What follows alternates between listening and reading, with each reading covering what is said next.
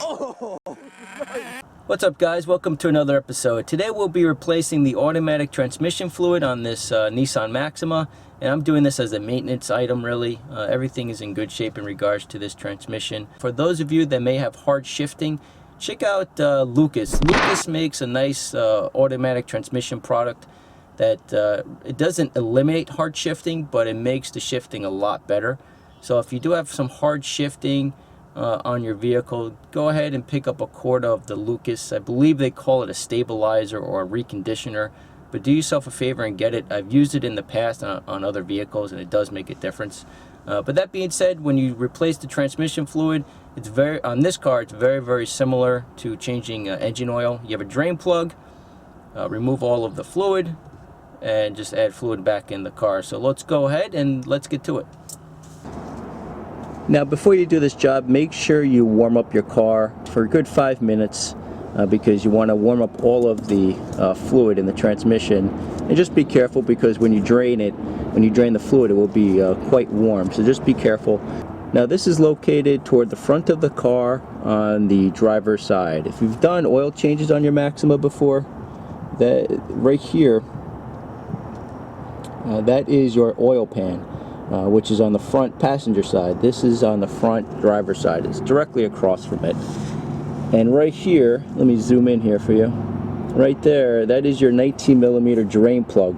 So we need to remove that. Now, these can be quite tight, especially if it's been a number of years since the transmission fluid has been changed. So really the best thing to do, if you can't really get a good leverage on this nut, you could end up stripping the nut, so just be very careful. I'll show you the technique that I do. Now, what I'll do just to make this easier, go ahead and get your ratchet and your 19mm socket here, place it over the drain plug, and then get yourself a piece of pipe or anything you can slip over. Sorry, trying to do this while filming at the same time, but what you want to do is fit the pipe over the ratchet like so, and then this piece of piping will give you a lot more leverage, and then you can go ahead and safely undo that drain plug. Now, it looks a lot easier. It looks very easy with this with the piece of pipe over the ratchet, and it really is. Without the piece of pipe, if these suckers can be on really tight and seize up over the years, it's a lot harder to remove. So do yourself a favor. If you have it, you'll save yourself a lot of time. So once that's loose, now we'll go ahead and remove this drain plug here.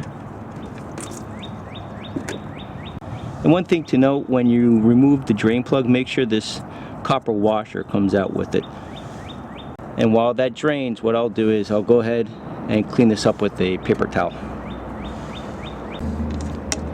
Now, once all the fluid drains out, go ahead, reinstall the drain plug here and tighten it down. Now, the manual states it should be around 30 foot-pounds.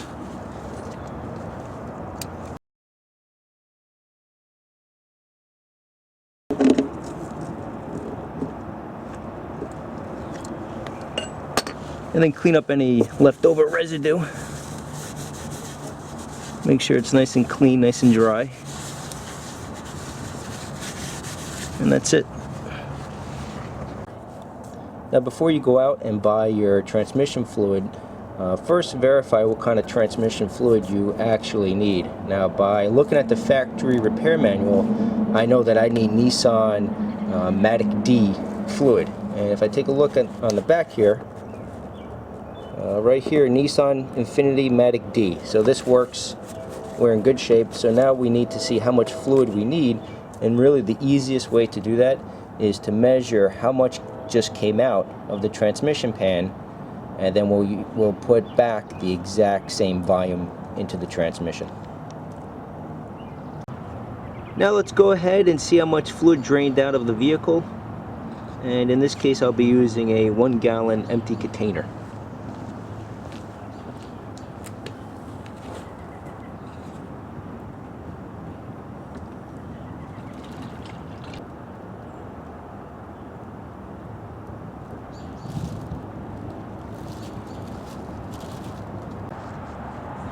Now pretty much 1 gallon worth of fluid came out of the drain pan. So what I'm going to do, if you take a look at these containers, these are 1 quart, which is 32 ounces. So we'll need 4 of these to replace what came out of the drain pan.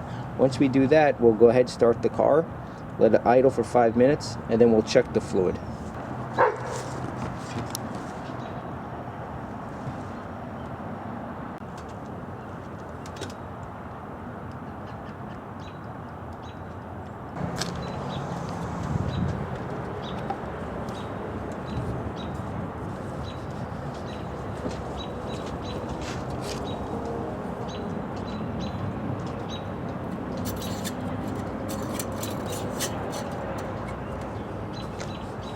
Now once you wrap that up, go ahead, start the vehicle, and you'll let it run for 5 minutes in idle.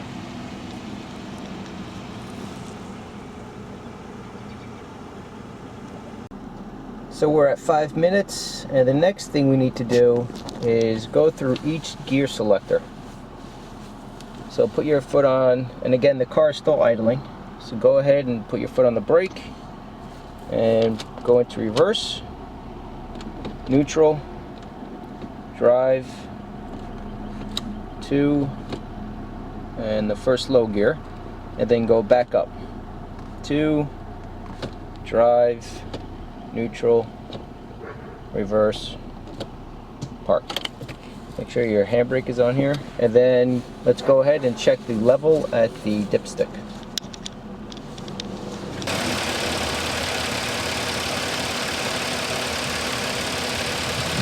Now sometimes this could be a little difficult to read, but just take a good close look.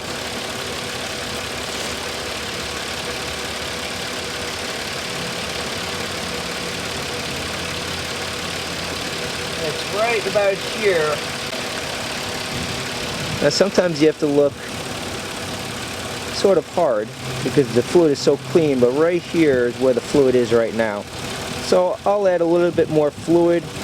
You want to be in between these 2 lines at the very least. So go ahead, add yourself a little bit more fluid, and then we'll be in good shape. Alright guys, so that's all there really is to it. As you can see, just make sure you put the correct amount of fluid back in the car, and you'll be successful. Any questions, just leave them below, and we'll see you next time.